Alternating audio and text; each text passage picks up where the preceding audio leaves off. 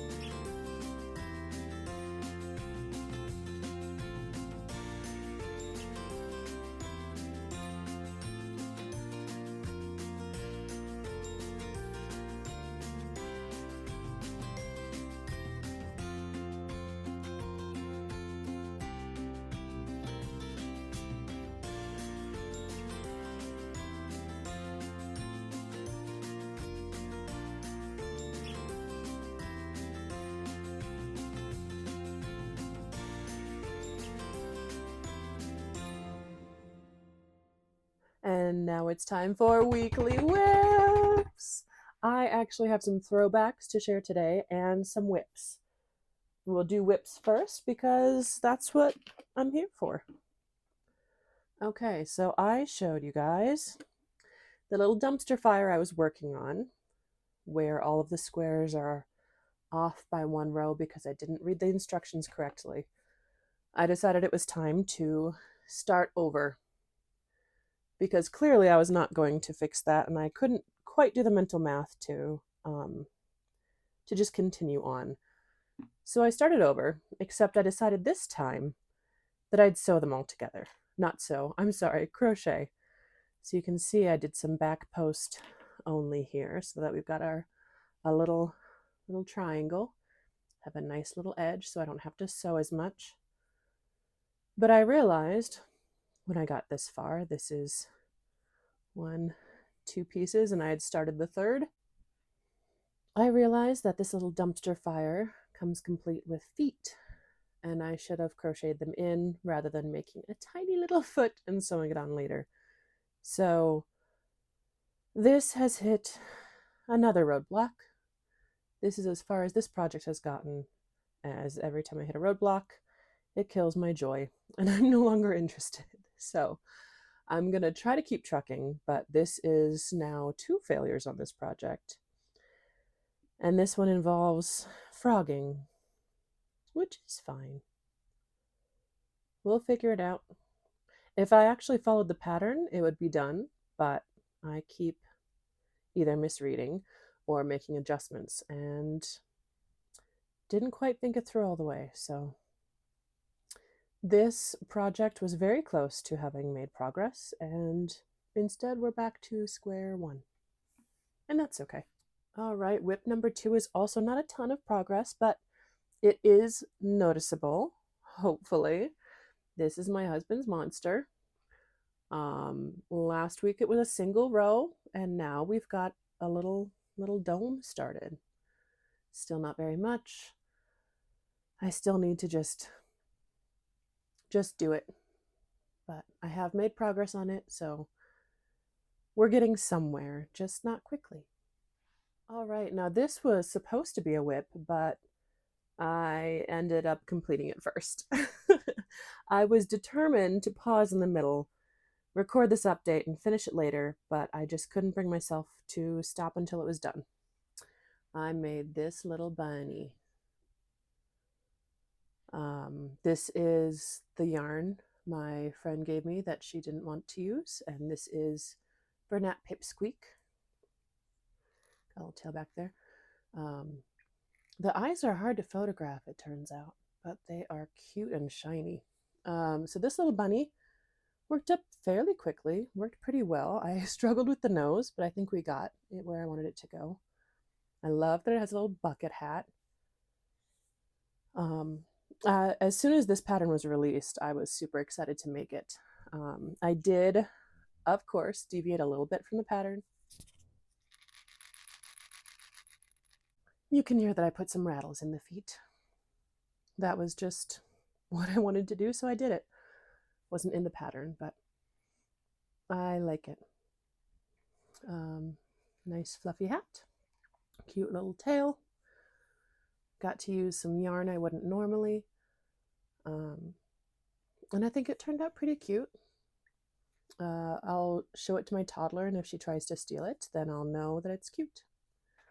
That's kind of my litmus test for these things. So this is my bunny.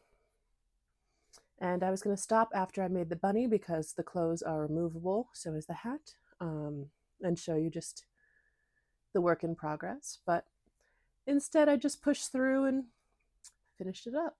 So this is my bun. This is my finished whip for the week. This pattern was pretty simple, pretty cute, but I found after I completed the bunny that it isn't my favorite.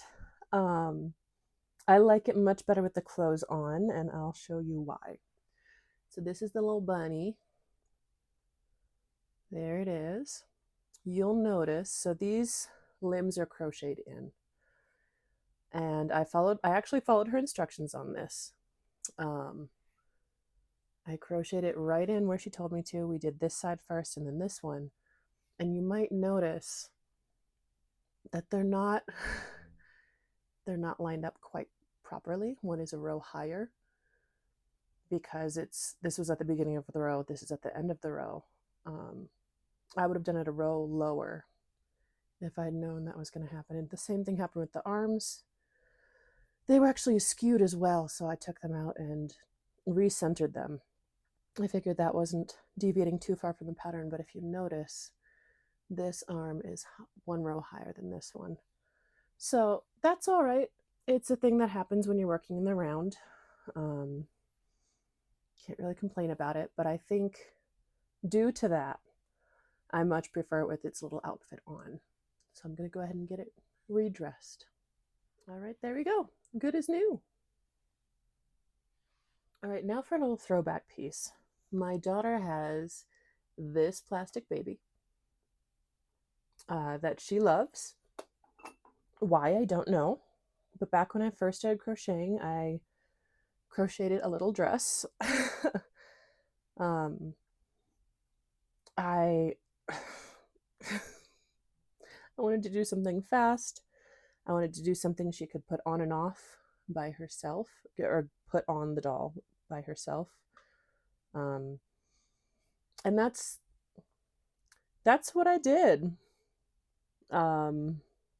Looking at it now, I see what I was going for, and it accomplished that. Would I do things differently this time? Yes. And in fact, I did. And it turns out that I had some sizing issues. So it does fit the doll in that it's not too small, but it's definitely not too small. And my daughter did not like the effort, or did not appreciate the effort I put into that. So I knew at some point I needed to try again, because I mean, that's just sad. So I went ahead, asked her to pick out a color for the dress, and this time, this is what we have. Still spaghetti straps. This time it's got a ruffle at the bottom, some shiny beads, does have a seam, but that's okay. A little bit fitted. There's supposed to be some detail work on the bodice there, but it doesn't really show up, and that's okay. The slightly tricky thing about the new dress is because it's not massive, it's more fitted, it is harder to get on. It's not really one that you take on and off a whole bunch because it's just snugger. So this is the second attempt at this dress. It's been a year or so since the first try. And I think there's some improvement there, certainly. The size, again, I wanted it to be something she could take on and off, which this is a little tricky. It's kind of snug. But it doesn't fall off like this one did, so we haven't arrived at our final destination, but we're making progress, that's for sure. And, you know, as as soulless as the eyes are, I think the blue dress is a nice choice. My daughter picked the yarn, I surprised her with the beads, and I think between the two of us, it worked out okay. So the other thing I want to mention, so far as like a throwback goes, that's what I'm considering that doll dress, is I am not one to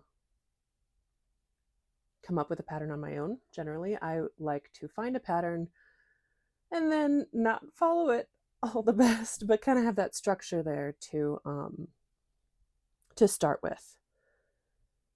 But I made that cow last week, and that I did without a pattern, just a picture to look at. And my daughter fell in love with it, of course. So I made her own version. So here it is,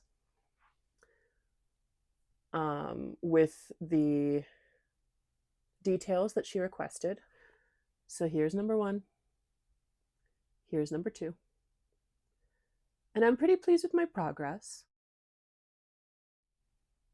But it reminded me of the very first improvised pattern I did. And I'm gonna throw it up so you can see it. And I would say I've learned a lot since then. I appreciate it for being the first. I appreciate how much progress I've made since then. But wow. That was kind of my first hint of I am not a pattern designer, and that's okay. But I think I've done enough crocheting in the last year that I am picking up how things go together, and it's helping me a little bit. I'll never be a designer, but I think it helps me make those little tweaks to the pattern, the little improvisations, the little deviations that I like making to the patterns that make it just a little bit more my own. So that's all I have today. Thank you for being here, and I can't wait to check in with you next week. Bye. Thanks for hanging out.